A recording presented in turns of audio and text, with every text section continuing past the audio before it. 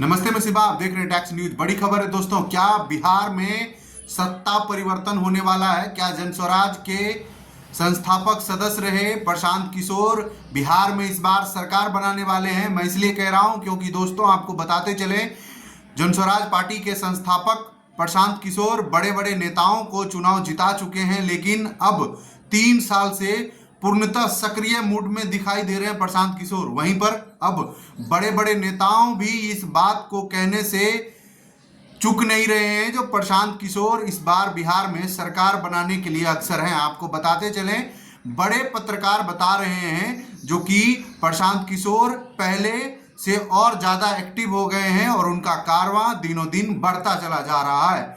अगर आप national level की बात करें तो ओवैसी भी प्रशांत किशोर के तारीफ कर चुके हैं। साथ ही साथ उन्होंने कहा है जो कि बिहार में बड़ा बदलाव का जरूरी है, क्योंकि इन दोनों पार्टियों ने बिहार को सिर्फ लूटा है, ना ही तो रोजगार दे पाया, ना ही शिक्षा, ना ही सुशासन।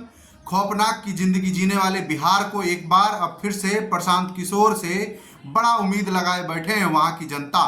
क्योंकि आपको बताते चले, प्रशांत किशोर कह रहे हैं जो कि आप हमें मत वोट दीजिए, आप अपने लिए भी वोट मत करिए, आप अपने बच्चों के लिए वोट करिए। साथ ही साथ प्रशांत किशोर जी की एक एक बात जो होती है वो तर्कपूर्ण होता है, बिना तर्कपूर्ण का उनका कोई भी बात नहीं होता।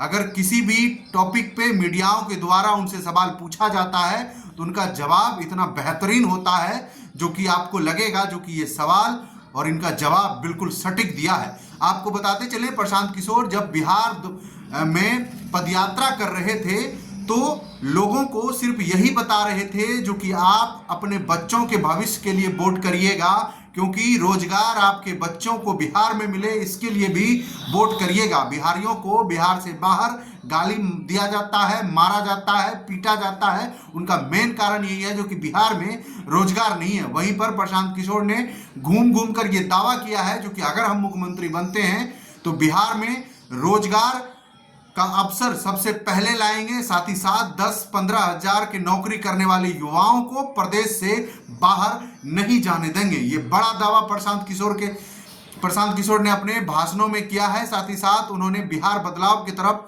अक्सर है, वो रुकने के मूड में नहीं है। वो ये कह रहे हैं जो कि किसी को अपने बेटे को बनाना है तो किसी को खुद से लगातार बिहार के सरकार में एक्टिव रहना है, लेकिन काम के नाम पर शून्य है। इसीलिए इस बार बिहार में बदलाव मांग रहा है। वहीं पर कुछ नेताओं जो प्रशांत किशोर पर आरोप लगा रहे थे वो अब शांत दिखाई दे रहे हैं। और सबसे बड़ा जो इनके जीतने का फैक्ट दिखाई दे रहा है वो ये है जो कि प्रशांत किशोर पर जो भी पक्ष या विपक्ष के नेताओं के द्वारा सवाल उठाया जा रहा है वो नेता हैं जिनको चुनाव नहीं लड़ना है, जिनको चुनाव से कोई मतलब नहीं है।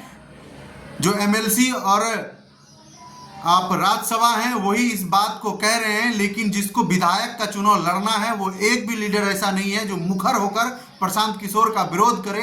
क्योंकि प्रशांत किशोर एक चुनावी सभा के दौरान मीडियाओं को संबोधित करने को कह रहे थे जो कि इस बार बिहार में लहर है और ये बदलाव होकर रहेगा। आपका क्या राय है कमेंट बॉक्स में जरूर बताइएगा। तब तक के लिए शुक्रिया।